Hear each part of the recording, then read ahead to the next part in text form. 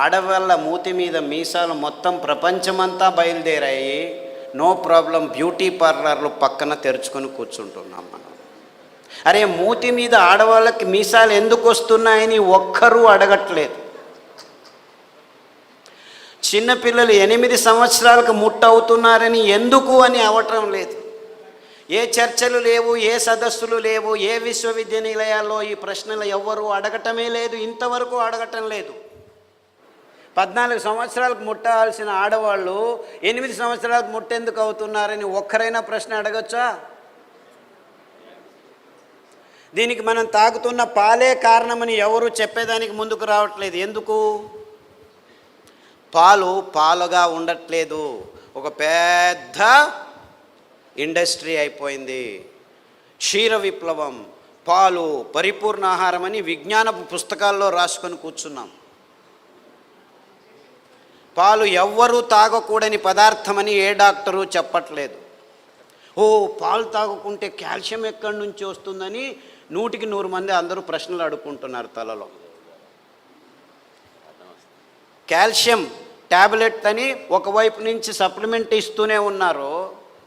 పాలల్లో కాల్షియం ఉంది తాగండి అని ప్రకటనలు చేస్తూనే ఉన్నారు, విజ్ఞానులు చెప్తూనే ఉన్నారు, విజ్ఞాన పుస్తకాల్లో కూడా రాసుకున్నారు. కానీ 100కి 18 మందికి ఆర్థరైటిస్, 100కి ఆస్టియోపోరోసిస్, ఇక ఇప్పుడు 100కి 22 మందికి ఉందంటున్నారు. మరి వీళ్ళు ఇచ్చే పాలు తాగి ఏమైంది? ఇంతమందికి రోగం ఎందుకు వచ్చిందని ఒక్కరూ అడగటం లేదే. అంటే పాల నుంచి మన దేహంలోకి కాల్షియం సరిగ్గా పోవట్లేదని ఎవడు విశ్లేషణ చేసి నిర్ధారించటం లేదే. రండి, ఇలాంటి వాళ్ళందరూ వారానికి ఒకసారి నువ్వుల లడ్డు తినండి. నువ్వుల్లో, మీ పాలల్లో 1 గ్రాము కాల్షియం ఉంటే నువ్వుల్లో 1 కేజీలో 10 గ్రాములు కాల్షియం ఉంది. ఎవడైనా నువ్వుల్లో 10 గ్రాములు కాల్షియం ఉంది, కాల్షియం తక్కువైతే నువ్వుల లడ్డు తినరా అని చెప్పిన డాక్టర్ను ఒక్కరిని చూపిస్తారా నాకు? ఒక ఆవిడ 18 ఏళ్ళ నుంచి ఇలా నడుస్తుంది, నా దగ్గరికి వచ్చింది, క్యాన్సర్ వచ్చింది అని.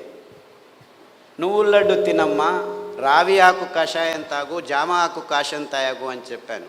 18 ఏళ్ళ నుంచి ఇలా నడుస్తున్న ఆవిడ క్యాన్సర్ కోసమని నా దగ్గరికి వస్తే ఇది నిప్పిస్తే 3 నెలల్లో ఇలా నేర్చుకొని ఇలా వచ్చేసింది. ఎవరబ్బా ఈవిడ అని నేను చూస్తున్నాను, నేను మర్చిపోయి, అంటే గుర్తుపట్టలేకపోయాను అన్నమాట. ఈ ఆస్టియోపోరోసిస్, ఈ లొట్టెలోస్కు, ఈ పేర్లన్నీ మాయమైపోయి, క్యాన్సరు మాయమైపోయి ఆవిడ 18 సంవత్సరాలు ఇలా నడిచిన ఆవిడ ఇలా నేరుగా నిలుచుకొని నడుచుకొని వచ్చింది. అంటే నిజంగా ఈ సప్లిమెంట్స్, విటమిన్స్ ఇవన్నీ దేహానికి సరిగ్గా లోపలికి పోవాలంటే ఈ ట్యాబ్లెట్లలో నుంచి విటమిన్ ట్యాబ్లెట్లు మీ దేహంలోకి పీల్చుకునేదానికి సరాగంగా లేవు అనేది ఈ ఒక్క ఉదాహరణ చాలు. వందల మంది ఆస్టియోపోరోసిస్ జస్ట్ నువ్వుల లడ్డు తినిపించి, కొర్రలు అండకొర్రలు తినిపించి, అలా ఎన్ని బాగా నాకు లెక్కనే లేదు. ఇలా నేను చెప్తూ వెళ్తూ ఉంటే ఆ థైరాయిడ్ ఎవరికి చూడు థైరాయిడ్ ఏమిట్రా బాబు నాకు తెలియట్లేదని అడుగుతాను. ఎవరికి చూడు thyroid problem. 100 mcg, 50 mcg, 250 mcg, పొద్దునొకటి సాయంకాలం ఒకటి తీసుకోవాల్సిందే. ఎన్ని రోజులు? Life long. 1 వారం కొబ్బరి నూనె, 1 వారం కుసుమల నూనె, సాఫ్లవర్ ఆయిల్ అంటారు, 1 వారం వేరుశనగ నూనె, 3 నెలలు. సామెలు 3 రోజులు, మిగిలిన ధాన్యాలు ఒక్కొక్క రోజు. 3 నెలలు మీరు తీసుకుంటున్న ట్యాబ్లెట్లను అలా పారేసేయచ్చు. పారేయద్దండి పాపం, వేరే వాళ్ళు మన్నులో నానబెట్టి పాడేసేయండి. ఇంత సులభంగా, ఇంత సరళంగా ఇలాంటి భయానకమైన ఆధునిక రోగాలన్నిటినీ మనం మన దేహం నుంచి దూరంగా పారదోలవచ్చు. ఏ ఇబ్బంది లేదు, ఎవరు ఏమీ కష్టపడాల్సిన పని లేదు. కానీ తొందర ఎక్కడ వస్తుంది తెలుసా? ఒక చిన్న అమ్మాయి, 21 సంవత్సరాల అమ్మాయి నా దగ్గరకు వచ్చింది, ముస్లిం అమ్మాయి. కళ్ళు ఇద్దరిద్దరు కనిపిస్తున్నారని డాక్టర్ దగ్గరికి వెళ్ళింది. 21 year old గారు. ఓ ఏం ప్రాబ్లం లేదు, నీకు కన్నులో ఆ నరువు దగ్గర ఒక ట్యూమర్ వచ్చింది, దాన్ని ఆపరేషన్ చేసి తీసేస్తాము అని చెప్పి తీసేశారు. తీసేసిన తర్వాత 3 వారాలకు చెప్పారు, ఇది క్యాన్సర్ గడ్డ, నీకు కీమోథెరపీ రేడియోథెరపీ అన్నీ చేయాలి, రా అని పిలుచుకెళ్ళి కీమోథెరపీ రేడియోథెరపీ అంతా చేసేసారు. 3 నెలల్లో అంతా ముగించేసి అమ్మాయి మొత్తం వెంట్రుకలు లేచిపోయి నల్లగా అయిపోయి ఎంతో అద్భుతంగా అందంగా ఉన్న అమ్మాయి భయంకరంగా తయారైంది. పర్వాలేదు, ఏం కాలేదు, 6 నెలల్లో మళ్ళీ వెంట్రుకలు వస్తాయని చెప్పారు. 6 నెలల్లో వెంట్రుకలు వచ్చాయి, కానీ 6 నెలల్లో మళ్ళీ ఆవిడ ముగ్గురును చూడడం మొదలుపెట్టి, ఎందుకు ఇంకొక గడ్డ పెరిగింది. మళ్ళా 6 లక్షలు ఇప్పటికే ఖర్చు అయ్యి ఇంకొక 6 లక్షలు, మళ్ళీ ఆపరేషన్, మళ్ళీ కీమోథెరపీ, మళ్ళా రెడీ. ఎవరో చెప్పారు ఖాదర్ దగ్గరికి వెళ్ళు అని. వచ్చింది. సాదాపాకు కషాయము, పసుపు కషాయము, దాల్చిన చెక్క కషాయము, పారిజాత, జాంపండు, రావి ఆకు కషాయాలు తాగించి అరికలు, సామెలు, కొర్రలు తినిపిస్తే 3 నెలలకు అమ్మాయికి 3 కనిపించేది 2 కనిపించేది 1 కనిపించడం మొదలుపెట్టారు. బాగా అయిపోయింది, డబ్బులు బాగా ఉన్నాయి. మళ్ళా వెళ్ళి పెట్ స్కాన్ చేసుకొని చూస్తే ట్యూమర్ లేదు. ఎక్కడ పోయింది ట్యూమరు అని డాక్టర్ అడిగాడట. నాకేం తెలుసు, ఖాదర్ని వెళ్ళి అడుగుని. నాకు తెలియదమ్మా, నువ్వే చేసుకున్నావు, ఇది తిన్నావు, బాగా అయిపోయింది, కరిగిపోయింది. అదెట్లా కరుగుతుంది కషాయాలకి అని చెప్పి తిట్టి పంపించారు అమ్మాయిని.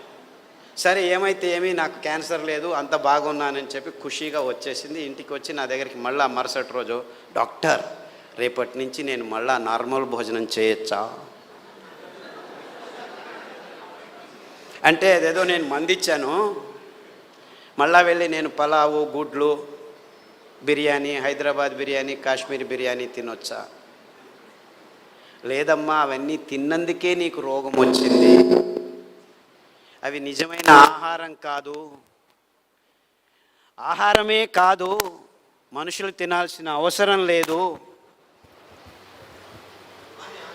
నిజమైన ఆహారం ఈ అద్భుతమైన ధాన్యాలు మన పేద రైతులు ముందు పెంచుతూ ఉన్నారు.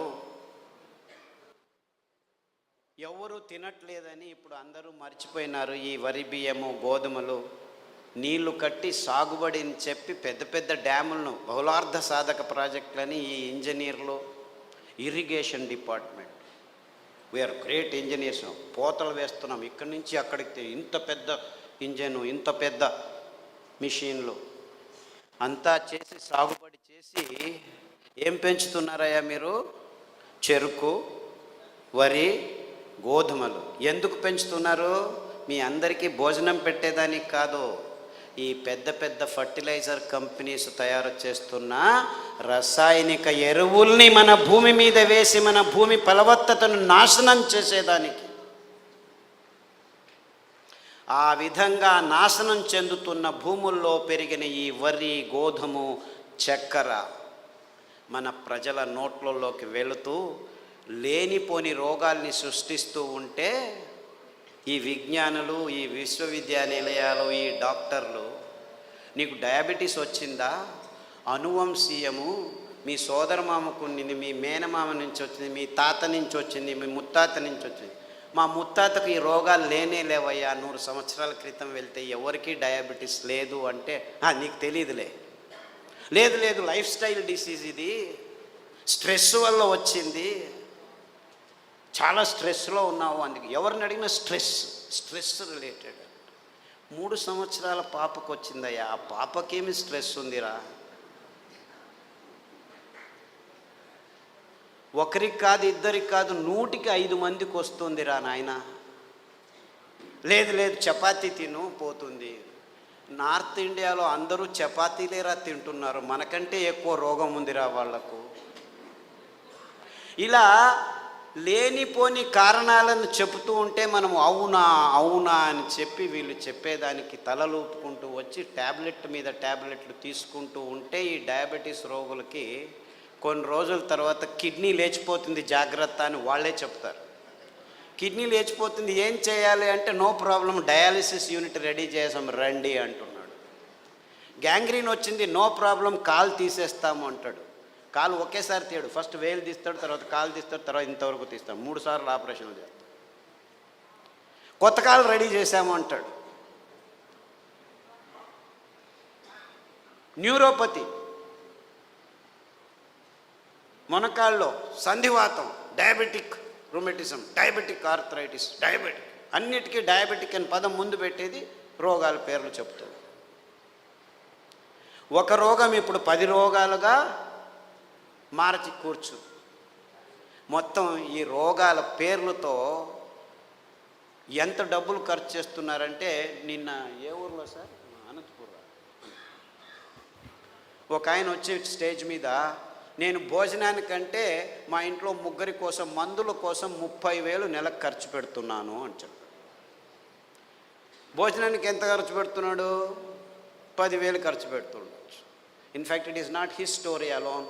ప్రపంచంలో ప్రతి ఒక్కరూ, మన దేశంలో పేదవాళ్ళు సమేతంగా పల్లెల్లో కూడాను కనీసం సంవత్సరానికి 28,000 రూపాయలు ఒక్కొక్కరికి డాక్టర్ల జాబితాలో ఈ ఔషధి కంపెనీల లాభాల్లోకి చేరుస్తున్నారు. డయాబెటీస్ ఒక్క రోగానికే ఈ ప్రపంచంలో ఔషధి కంపెనీలు చేసుకుంటున్న లాభం ఎంత తెలుసా? 60,000 శతకోటి రూపాయలు. 60,000 శతకోటి రూపాయలు అంటే మీకేమైనా కళ్ళ ముందు ఎన్ని సున్నాలు వస్తున్నాయి? 6 పక్కన 12 సున్నాలు. అందులో 1/3 భాగం అంటే 3వ భాగం మన భారతదేశపు కానుక. 20,000 శతకోటి రూపాయలు మన దేశం నుంచి ఈ ఔషధి కంపెనీలకు జస్ట్ టు మేనేజ్ డయాబెటీస్ కోసం మనం కానుకగా ఇస్తున్నాము. ఒక్కొక్కరు ఈ ఒక్క రోగాన్ని 10 సంవత్సరాల్లో పలు రూపాలకి మార్చుకొని చివరికి చావు నప్పుతున్నారు. అంటే ఈ రోగం నుంచి మీకు విముక్తి లేనే లేదు. బాబు ఇన్ని రోగాలతో చావు ఎందుకు రాదురా అని కోరుకునే పేషెంట్లు రోజు రోజుకు ఎక్కువ అవుతున్నారు. ఇంత భయంకరమయంగా ఉంటుంది మీకు. మీరేమీ కంగారు పడద్దండి, ఇన్సూరెన్స్ కట్టండి, నెల నెల మీకయ్యే ఖర్చులు మేము చూసుకుంటామని మీ భయాన్ని మీకే అమ్ముతున్న ఈ భయంకరమైన ఇన్సూరెన్స్ కంపెనీలు మొదలయ్యాయి.